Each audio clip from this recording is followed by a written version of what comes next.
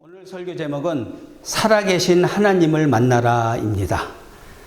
죽은 하나님 아니시죠? 하나님은 살아계신데 그 하나님을 만나야 되는데 어떻게 만날 것인지 우리 말씀으로 들어가기 전에 신앙생활이라는 것이 항상 심각하고 항상 고민하며 하는 그런 신앙생활이 아니에요.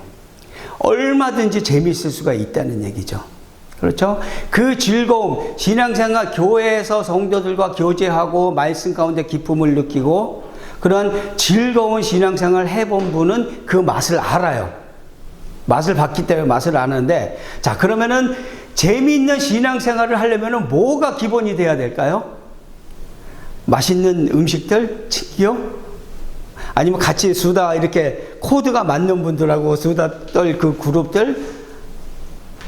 아니죠. 첫째는 하나님과의 만남이 이루어져야 된다는 거예요.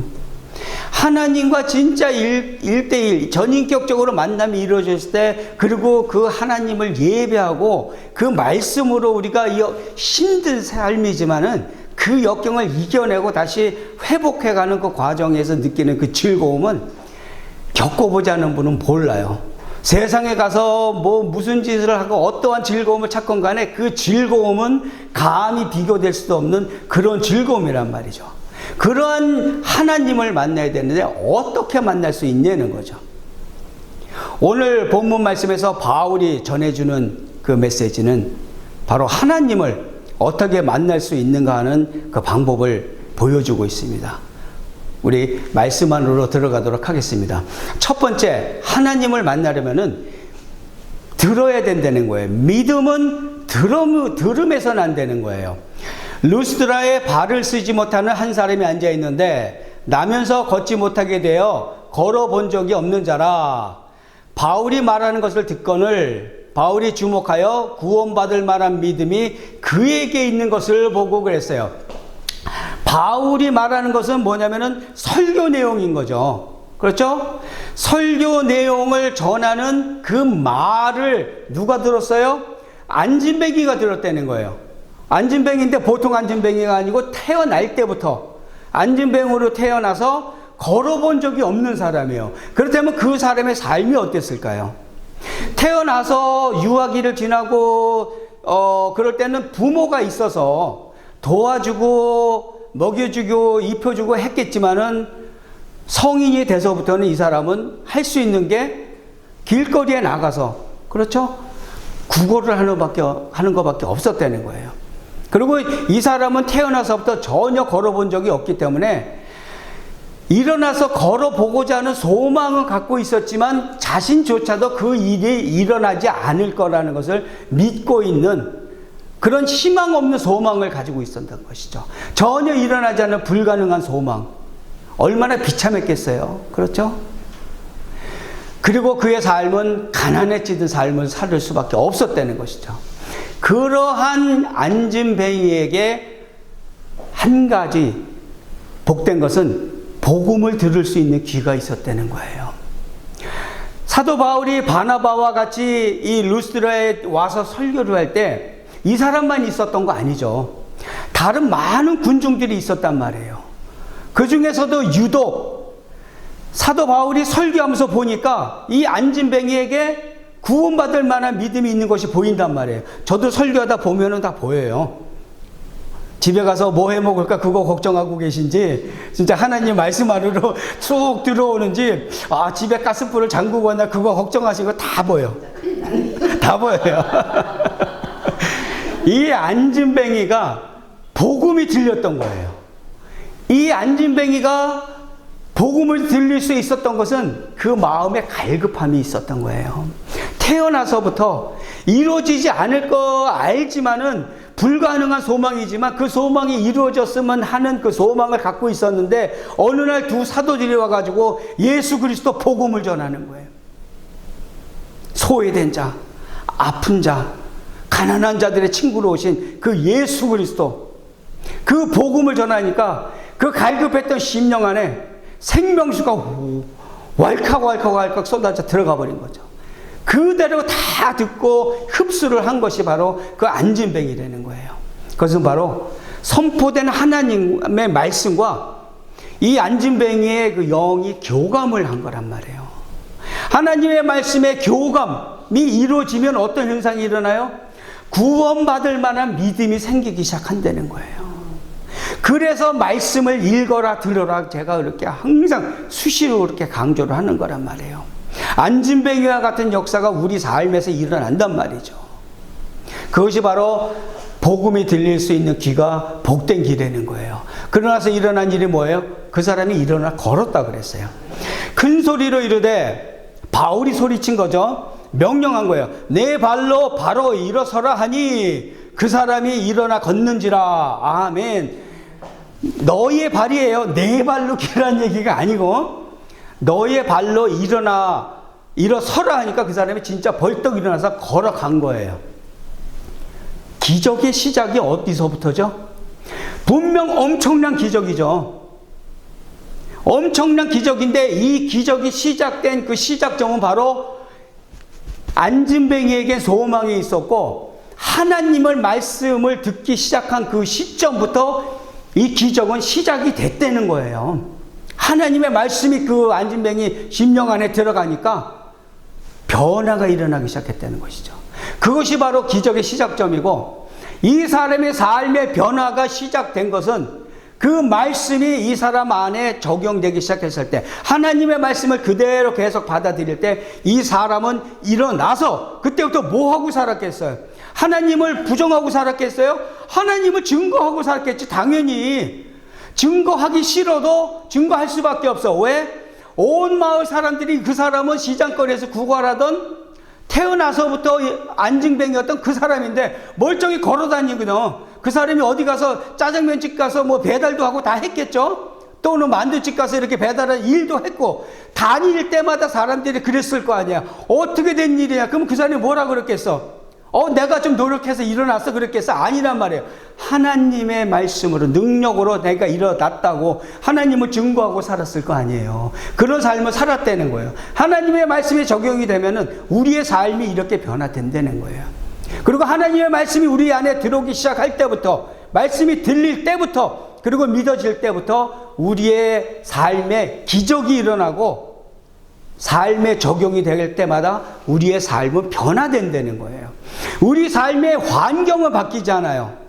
빚을 졌으면 그 빚이 없어지지 않아요. 만불 갚아야 돼요. 하지만 예전에는 하나님을 알기 전까지는 내 안에 말씀이 없을 때에는 그 빚이 나를 짓누르는 엄청난 무게의 그 짐이었단 말이에요. 하지만 하나님의 말씀이 우리 안에 들어오고 역사하기 시작할 때부터는 그 문제는 그대로 있지만 더 이상은 나를 짓누르는 그런 엄청난 괴물과 같은 그런 짐이 아니라는 거예요. 해결해낼 수 있는 희망이 또 생기고 적극적인 삶을 통해서 그 모든 빚을 갚아낼 수 있는 그런 변화가 시작된다는 거예요. 그래서 하나님 말씀을 우리가 들어야 된다는 것이죠. 하나님의 말씀은 소망 없는 자를 살리시는 하나님의 능력이에요. 이 말씀, 살아있고 운동력 있는 하나님의 말씀이 우리 안에 들어왔을 때부터 우리 삶의 변화가 시작되는 거예요. 그 증거를 제가 보여드릴까요? 바로 여기 있습니다. 하나님의 말씀으로 완전히 180도 바뀐 삶, 목사가 되어서 내가 만난 하나님을 여러분들한테 전하고 있는 제가 바로 그 증거예요. 사도 바울이 예수 그리스도를 믿는 사람들을 잡아 죽이기 위해서 길 가는 도중에 예수 그리스도를 만나고 완전히 삶이 바뀌어서 지금 예수 그리스도를 전하고 있는 것과 같이 하나님의 말씀이 들어왔을 때 나를 살리고 우리를 살리는 능력이 나타난 줄 믿으시기 바랍니다. 지금 만약 우리들이 무기력한 신앙, 기쁨도 없고 좌절감만 생기고 여전히 나 혼자인 것 같은 그런 무기력한 신앙, 또 의미 없는 삶 살고 있을 때 그대로 있으시겠습니까? 그대로 무너져 버릴 수 없는 거죠. 살아계신 하나님을 만나시기 바랍니다. 지금 사진에 보이는 이 작은 소녀, 말씀을 읽고 기도하고 있는 이 소녀는 그냥 사진으로 남기기 위해서 포즈를 취하고 있는 건 아니에요. 그 표정에서 진실로 하나님과 대화하고 있는, 하나님을 만난 어린 소녀의 하나님과의 대화입니다. 이러한 신실한 믿음이 우리 안에 있어야 돼요. 이렇게 소녀에게, 작은 소녀에게 순수한 믿음이 생긴 것, 그것은 바로 순수한 귀로 하나님의 말씀을 들었기 때문에 그래요. 의심을 하지 않았어요. 하지만 우리들에게는 어떤 문제가 있어요? 우리들의 믿음이 겉도는 이유, 하나님의 말씀, 그 생명수를 이 어린 소녀와 같이 그냥 벌컥벌컥 한 방울도 남기지 말고, 한 방울이라도 흘릴까봐 아까워하고 벌컥벌컥 마셔야 되는데, 우리 지성과 이성이라는 그 괴물 같은 걸로 하나님의 말씀을 걸러버리잖아요. 아니, 세상에 이런 일이 어떻게 일어날 수가 있어? 어떻게 해가 머물러 있어? 어떻게 온 세상이 물에 잠겨 있을 수 없는 일이지. 어떻게 아무리 예수지만 죽은 사람을 다시 살려내 필터링을 한단 말이에요. 뭘로? 우리 지성과 이성이라는 걸로. 순수한 기로 그 하나님의 말씀을 스펀지가 물을 다 흡수하듯이 쫙쫙 빨아들이지를 못한단 말이에요. 그래서 겉도는 신앙을 가지고 있을 수밖에 없다는 거죠. 로마서 말씀이 전합니다. 그러므로 믿음은 들음에서 나며 들음은 그리스도의 말씀으로 말미암았느니라. 아멘. 아멘. 분명히 증거하고 있어요. 믿음은 들음에서 난다 그랬어요. 세상의 소리에 속지 마세요. 세상의 논리와 세상의 과학과 인간이 만들어낸 것으로 우리를 속이고 있습니다. 누가? 사탄이. 세상의 논리에 속지 마세요.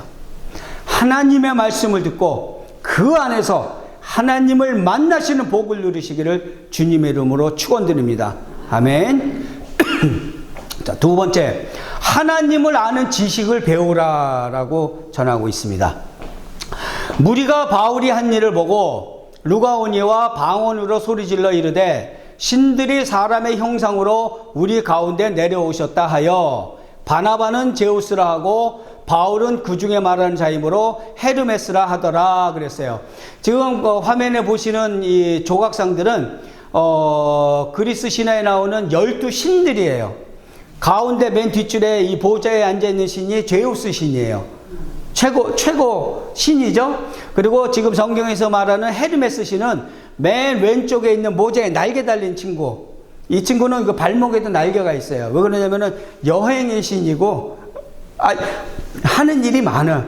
그리고 웅변의 신이기도 하고 상업의 신이기도 하고 그래요. 하여튼 그 헬라 지역의 사람들이 섬기던 신이죠. 우상이죠. 사람들이 만들어낸 이야기가 결국 신이 되어버린 것인데, 이 루스드라 지역에 살고 있던, 그리고 바울과 바나바의 설교를 들고 있던 무리가 바울이 한 일을 봤어요. 무슨 일을 했어요? 안진뱅이를 이렇게 세웠어. 그리고 걸어가게 만들었단 말이에요. 이 바울이 일으킨 기적은 누가 한 거죠? 하나님의 능력이란 말이에요. 왜 하나님이 이렇게 능력이 나타났냐면은 바울에게는 진짜 완전한 믿음이라고 할 수 있는 그 믿음이 있었단 말이에요. 예수님을 만나고 그 체험을 해가면서 살아온 신실한 믿음이 있었기 때문에 바울이 명령한 것은 바울 안에 거하시는 그 성령의 능력을 믿고 하나님의 능력을 믿고 선포만 했을 뿐이야. 선포만 했고 그 기적이 일어날 수 있도록, 안진뱅이가 일어날 수 있도록 역사한 것은 바로 그 성령의 능력이란 말이에요. 하나님의 능력이란 말이에요. 근데 문제는 뭐예요? 이 사람들은 바울이 행한 걸로 알고 있어. 왜? 하나님을 모르기 때문에. 그러고 나서 뭐라 그랬어요? 루가오니아 방언으로 막 떠든 거야. 이야, 방언으로 뭐라 떠들었겠죠? 루가오니아 방언이 어떻게 되는지는 모르겠지만은, 그냥 난리 법석이 난 거. 왜 그랬겠어? 놀란 거예요. 이 루가오니아 방언으로 떠들었다는 얘기는 뭐냐면은, 지금 이 지역은 3개 국어를 말하는 지역이에요. 왜냐면은 로마의 식민지였기 때문에 라틴어도 사용했고 헬라어도 사용했어. 그리고 자신들의 모국어인 루가오니아 방언을 썼단 말이에요. 근데 자 보세요. 한국에서 어느 지역 그 사투리가 제일 재밌나? 전라도 사투리가 제일 재밌네. 전라도에 사시는 분이 서울로 이사 와서 막 서울말 배워가지고 서울말 막 이렇게 싹 쓰다가 갑자기 다급한 일이 생겨. 그럼 무슨 말이 나와요? 거시기 거시기 거시기. 자기 방언, 고향 방언 사투리가 나온단 말이에요. 이 사람들 상황이 지금 딱 그거예요. 혼비백산을 하는 거예요. 이야, 이런 일도 일어나구나 그러면서 자기네 나라 방언으로 막 떠들기 시작한 거예요. 충격에 휩싸여 버린 것이죠. 그러고서 한 게 뭐예요? 이 사도들 바나바와 바울을 신으로 모셔버린 거예요. 신격화시켜버렸어. 사람을. 어떤 신으로? 제우스와 헤르메스 신으로. 제우스와 헤르메스 신으로 이렇게 섬긴 이유는 다 이유가 있어요. 이 사람들이 이렇게 섬긴 이유는 바나바를 제우스로 섬기고 헤르메스를 바울이 헤르메스라 그런 이유는 여기 보면은 바울은 그 중에 말하는 자이므로 헤르메스라 그랬잖아요. 헤르메스는 어떤 신이라고? 웅변의 신이라고. 그러니까 거기다 갖다 맞춰버린 거야. 너 말 잘하네? 너 헤르메스 신 해. 그렇게 신격화를 시켜버린 거란 말이에요. 그러고 나서 뭘 해? 황소까지 끌고 와서 제사를 지내려고 그러는 거예요. 시외 제우스 신당에, 그는 뭐냐면은 성 밖에 있는 제우스 신을 섬기는 그 사당을 얘기하는 거예요. 시외 제우스 신당의 제사장이 소와 화환들을 가지고 대문 앞에 와서 무리와 함께 제사하고자 하니 그랬어요. 이 사람들이 바나바와 바울을 제우스 신이고 헤르메스 신이라고 이렇게 딱 규정을 짓고서 그들의 제사장들이 소를 끌고 와가지고 신으로 이렇게 제사를 지내려고 한 것은 루스드라 지역에 전해 내려오는 신화 때문에 그러는 거예요. 그 신화 중에 어떤 게 있었냐면은 옛날에 아주 옛날에 호랑이 담배 피던 시절에 그렇게 시작하는 신화가 있어요. 하늘에서 제우스 신과 헤르메스 신이 인간의 모습으로 땅에 내려와서 지냈는데 이 루스드라 지역에 사는 사람들한테 완전히 찬밥 신세가 된 거예요. 아무도 더 거들떠보지도 않고 완전히 뭐라 그러나요? 인간 취급도 안 한 그런 취급을 받았는데 어느 날 두 노 부부한테 극진한 대접을 받은 거예요. 그래서 이 제우스 신과 헤르메스 신이 이 두 노 부부를 제우스 신을 섬기는 신당 지기로 삼았어. 그리고 이 노 부부가 죽고, 그 전에 그 마을 사람들은 어떻게 했겠어요? 노 부부는 신당을 지기로 삼고 나머지 자기들을 핍박했던 마을 사람들을 다 죽여버린 거예요. 그리고 이 노 부부가 죽자 큰 나무가 되게끔 그렇게 했다는 그렇더라 하는 그 신화가 내려온단 말이에요. 옛날 얘기가 내려온단 말이에요. 그랬는데 자 보세요. 딱 보니까 있을 수 없는 일을 해내서 신과 같은 존재야. 근데 말빨도 세. 설교를 어떻게 그렇게 잘하는지 말이 청산유수야. 보니까 헤르메스 신이야. 그걸 같이 온 분은 제우스 신이야. 그 예전에 내려오던 이 마을 사람들을 멸절시켰던 제우스 신과 헤르메스 신이 왔으니까 어떻게 해야 돼? 이 사람들은 잘 섬겨야지. 죽으면 안 되잖아. 그래요, 안 그래요? 그래서 제사장이 황소 끌고 꽃다발 들고 와가지고 이 두 사람을 신으로 섬기기 시작한 거예요. 죽으면 안 되니까. 옛날 조상들이 당했던 일을 당하지 않고 도리어 축복받기 위해서. 그래서 이렇게 난리굿을 지기었다는 거예요. 이 군중들의 지내고자 했던 제사는 결국은 자신들이 누리고자 하는 축복을 얻고자 하는 조건을 충족시키기 위한 것이었단 말이에요.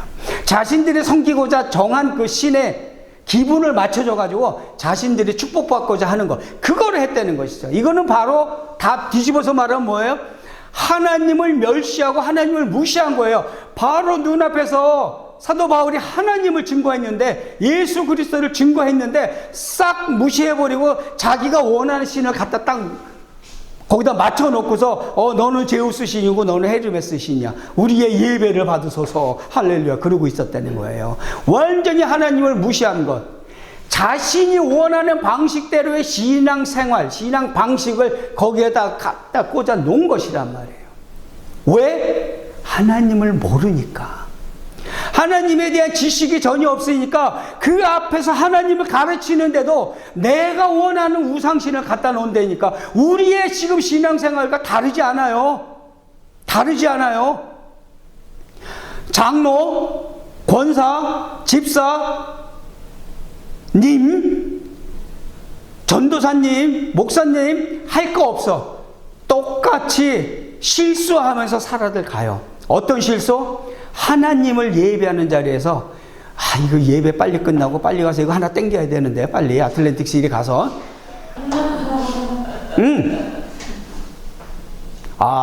오늘 오후에 구역 예배 있지? 구역 예배 끝나고 뭐 진로 소주를 먹을까? 맥주를 마실까? 그냥. 진짜로 있는 일이에요. 이건 내가 경험해봐서 알아요. 제가 스테이튼 아일랜드 살 때 대형 교회에 장로가 섞인 구역 예배 끝나자마자 술상 들어오고, 진짜로 있는 얘기예요. 제가 감히 하나님의 이 강대상 앞에서 없는 일을 제가 말하겠어요? 실제로 일어나고 있는, 그때의 일로 끝나는 게 아니고 지금 이 시간에도 똑같이 일어나고 있다는 거예요. 무엇을 위해서 믿고 있냐는 것이죠. 또 무엇을 믿고 있냐는 거죠. 우리들이 믿고 있는 것, 믿고 싶은 것, 우리들의 욕심, 우리들의 욕망, 우리들이 추구하는 것을 얻어내기 위한 믿음은 아닌지 스스로 점검해 봐야 될 시간입니다. 하나님의 뜻은 모든 백성을 구원하는 데 있습니다. 우리들의 사업이 잘 돼야 되고 우리가 풍요로운 삶을 누리고 행복한 삶을 살아야 되지만, 하나님께서도 그것을 허락하시고 그것을 위해서 기도하라고 하셨지만은, 하나님께서 첫째로 원하시는 것은 하나님의 백성들의 구원이에요. 그것이 먼저 이루어져야 된다는 거예요. 우리들의 삶의 직장, 사업체, 먹고 사는 문제들, 우리한테 심각한 문제죠. 하지만 하나님한테 심각한 문제가 아니에요. 하나님한테 있어서 가장 심각한 문제는 우리가 구원을 받느냐 못 받느냐란 말이에요. 우리가 구원을 이루어냈을 때 우리를 사랑하신 하나님께서 안 채워주시겠어요? 구하지 않아도 채워주신단 말이에요. 먼저 그의 나라와 그의 의를 구하라고 누차 얘기하시잖아요. 하나님이 축복하시는 그 축복은 구원받을 만한 믿음이 있는 자에게, 또한 구원을 이루어가는 하나님의 백성들에게 베풀어 주시는 그 부어 주시는 축복하심이란 말이에요. 하나님을 멸시하고 하나님을 무시하고 하나님과 동떨어진 삶을 사는 자녀에게, 자녀라고 할 수가 없죠. 그런 자들에게 하나님께서 축복하실 이유가 전혀 없죠. 일어날 수가 없는 일이란 말이에요. 호세아서입니다. 내 백성이 지식이 없으므로 망하는도다. 내가 지식을 버렸으니 나도 너를 버려 내 제사장이 되지 못하게 할 것이요. 내가 내 하나님의 율법을 잊었으니 나도 내 자녀들을 잊어버리리라. 아멘. 오싹한 얘기죠. 하나님을 아는 지식이 있어야 됩니다. 성경 공부에 참여하고 날마다 조금씩 하나님의 말씀을 묵상하는 것, 그것이 바로 복된 삶의 기초예요. 그러한 것이 없을 때, 하나님을 아는 지식이 없는데 우리가 하나님이 주시는 그 축복을 누릴 수가 없다는 얘기예요. 해 주셔도 엉뚱한 데 사용하지. 하나님을 아는 지식이 늘어나시길 바랍니다. 성경은 인류 최고의 고등학문이에요. 이 세상에 발붙이기 살아가는 인간의 어떠한 논문도, 어떠한 박사학위도 인간 내에서 통용되는 지식일 수밖에 없어요. 하지만 성경은 우리들의 상식을 뛰어넘는, 우리들의 지식과 이성을 뛰어넘는 인류의 어떠한 문명보다도 더 고등한, 더 고차원적인 고등학문인 줄 믿으시기 바랍니다. 말씀을 깨달으세요. 말씀을 깨달으시고 그 안에서 복의 근원이신 하나님을 만나시는 복을 누리시기를 예수 그리스도 이름으로 축원드립니다. 아멘. 자, 세 번째, 하나님을 만나기 위해서 복음을 깨달으라 그랬어요. 두 사도 바나바와 바울이 듣고 옷을 찢고 무리 가운데 뛰어들어가서 소리질러 이르되 여러분이여 어찌하여 이러한 일을 하느냐? 우리도 여러분과 같은 성경을 가진 사람이라 그랬어요. 사도 바울이 어떻게 했다고요? 옷을 찢었어요. 왜 찢었을까요? 막 그냥 분노가 일어나서 헐크가 변신할 때 옷 찢어지듯이 막 그냥 분노가 나서? 아니에요. 옷을 지금 유대인들이 옷을 찢는 행위, 그리고 머리에 재를 뿌리는 행위는 하나님 앞에서 참담한 심정을 토로할 때, 하나님 앞에 너무 또 죄송할 때도, 그런 심정으로 회개할 때도 그렇게 하는데, 이 두 사도가 지금 옷을 찢는 것은 군중들이 행한 하나님에 대한 모독 행위, 그게 두려운 거예요. 자기가 그렇게 하지 않았음에도 너무나도 위대하고 거룩하시고 경외의 대상인 하나님인데, 그 하나님을, 사도 바울이 너무나도 잘 알고 있는 그 하나님을 이 우매한 군중들이 멸시하는 행동을 하고 있다는 것이죠. 그게 두려워서 하나님 앞에서 옷을 찢었다는 것이죠. 그리고 군중들한테 뛰어들어가서 뭐라 그랬어요? 아니야, 나를 신격화하지 마. 내가 아니야. 내가 아니고 하나님이라고. 경외의 하나님 앞에서 겸손함을 보이는 그런 사도의 영성이란 말이에요. 근데 요새 어때요? 여러분들 잘 알고 계세요. 무슨 집회 가서 뭐 안수하고서 뭐 누가 뭐 일어났다더라, 뭐 기침이 멎었다더라, 여드름이 쏙 들어갔다더라, 그러면 뭐라 그래요? 내가 기도해서 났느니라 그러잖아요. 내가 했느니라 그러잖아요. 그리고 내가 이 설교 준비하면서 잠깐 쉬는 시간에 다른 분 유튜브를 통해서 영상을 잠깐 봤는데, 어디라고는 얘기 안 하겠어요. 설교 막 그냥 축복 설교하고 뭐 하는데, 그 뒤에 보니까 크게 이렇게 플랜카드 같은 게 붙어 있어요. 근데 거기 뭐라고 썼냐고 보니까, 나 그거 보고 한참 웃었어. 된다 다 된다, 그러고 써 있어요. 한편으로 생각하면 맞아요. 믿는 자에게 능치 못함이 없다 그러셨잖아요. 그런데 그 메시지를 들어보니까 기도하면 다 된대. 돈 두고 하면 돈도 주신대. 사업 번창 가지고 원하면 다 사업 불같이 일어나게 해주신대. 아니에요. 그거 거짓말이에요. 하나님을 믿고 살아가는 백성들이 곤란에 처할 수 있어. 이 세상에 땅 딛고 살아가는 그 한도 내에서는 다른 사람들이 겪는 일 똑같이 겪어요. 근데 다른 점은 뭐예요?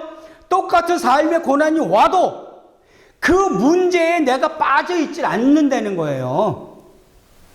그 문제를 다스리고 그 문제를 해결할 수 있는 지혜를 하나님한테 간구하고 그 지혜를 받고 담대함, 그 문제 앞에 두려워 벌벌 떨어서 그 앞에 납작 엎드려 있는 것이 아니고 당당하게 일어서서 하나님의 말씀을 가지고 그 삶의 문제를 해결해 나갈 수 있는 힘을 주시고 지혜를 주시고 하나님께서 해결낼 수 있도록 도와주신단 말이에요. 그게 다른 점이란 말이에요.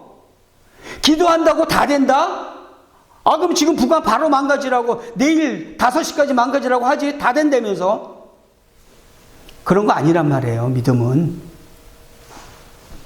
하나님 앞에 겸손해야 돼요. 내가 하는 게 아니에요. 내가 기도했기 때문에 뭐가 되는 것이 아니고, 내가 순수한 마음으로 하나님의 뜻이 이루어지기 위해서, 하나님의 뜻을 알기 위해서 기도했기 때문에 하나님께서 지혜 주셨고 모든 삶의 환경을 바꿔서 우리가 하나님을 바로 섬길 수 있는 그 자리를 인도해 가시는 것이란 말이에요. 그게 신앙생활이란 말이에요.